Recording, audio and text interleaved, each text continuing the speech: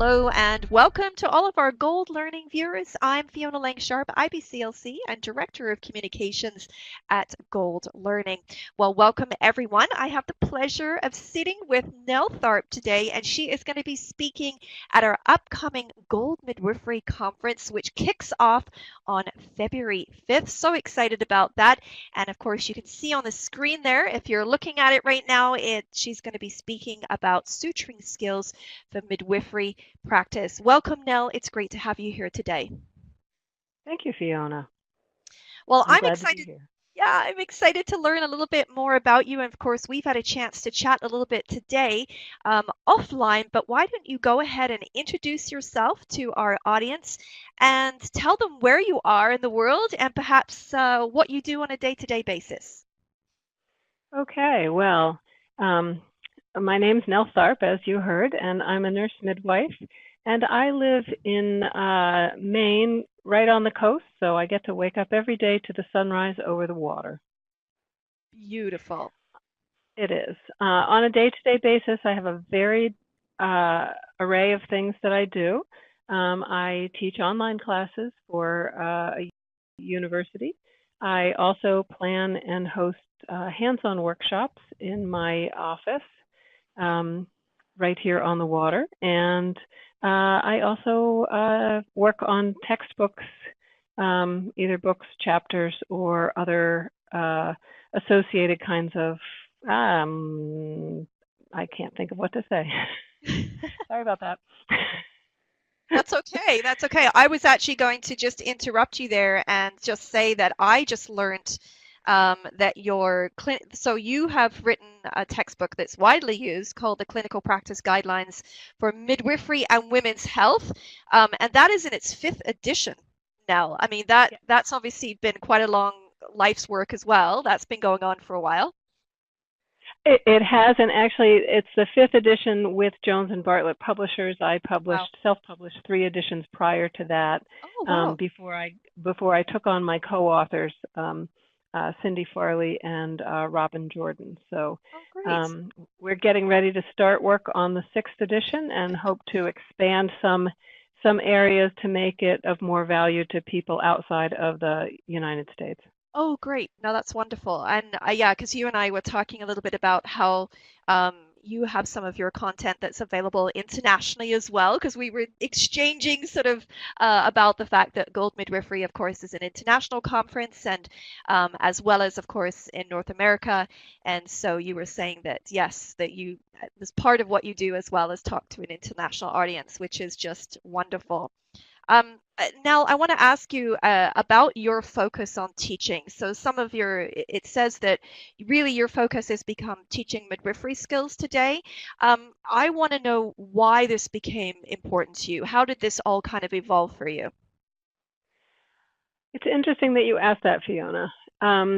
In my work as a midwife, I always liked technical skills, both as a labor and delivery nurse and as a midwife attending births at very small community hospitals, working with home birth midwives, and teaching newborn resuscitation and other skills.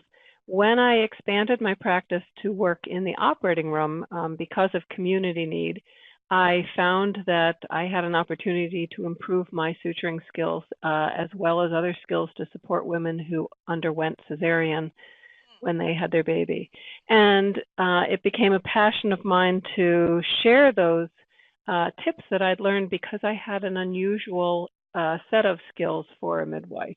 Most midwives don't function in a surgical setting on a regular basis and don't have the opportunity to learn the tips and techniques that make suturing go smoother and faster. And every midwife wants to feel confident when she's suturing, and every mother wants to feel confident in her midwife when she needs suturing. So excellence in midwifery is really my passion, and honing skills is the way I approach that passion. Well, I felt very comforted actually excuse me, when you were talking there. I was thinking about the fact that, what midwifery actually brings to birth today and why so many women want or would like to choose a midwife. Um, excuse me, except some of the problem is that we're led into a different area where there aren't midwives in that special care, especially when it comes to suturing.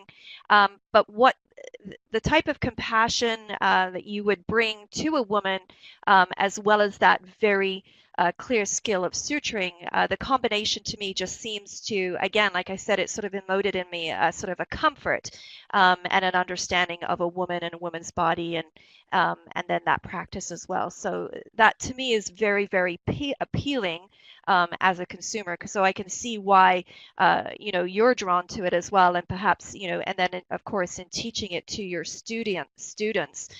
And so, as part of your teaching here at Gold Midwifery, of course, we were talking about how you do day lectures on this and half day lectures on suturing skills. And I know that you're going to be with us for an hour lecture. However, could you perhaps share just a little bit about what you're hoping the audience will take away from this presentation that you have with us? I'd be delighted to, Fiona. Most of all, what I'd like the audience to take away is that attention to detail and quality midwifery skills is our best way to respect women. And by learning these skills and committing to doing some self-assessment to see where we need to improve our skills, and then seeking out opportunities to get mentors to practice and to otherwise refine the skills that we have. We all start with basic skills, every last one of us. And it's the people who are committed to ongoing skill development and lifelong learning that really become exemplary practitioners. And I believe that every midwife can be an exemplary practitioner. And what I hope the audience comes away with is a real desire to just incorporate that into their midwifery career and to bring it to every encounter that they have with a woman and her family. Well, thank you so much for that.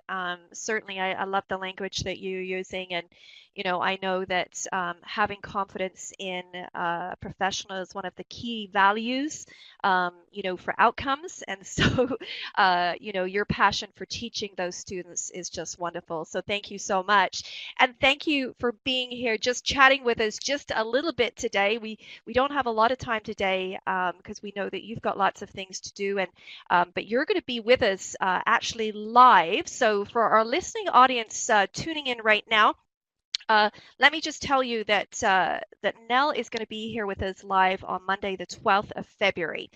That's when she's going to do her live presentation. You will have access to that presentation on the day, and you'll be able to interact with her actually in this presentation. So if you're looking at your calendars right now, mark that off. You can go to our website right now, goldmidwifery.com, to look at the full conference schedule. If you're unable to join us for the live event, of course, all of our presentations are always recorded, so know that you're not going to miss out. And of course, Nell will be in our forums as well. So if you have any follow-up questions, you'll be able to chat with her there.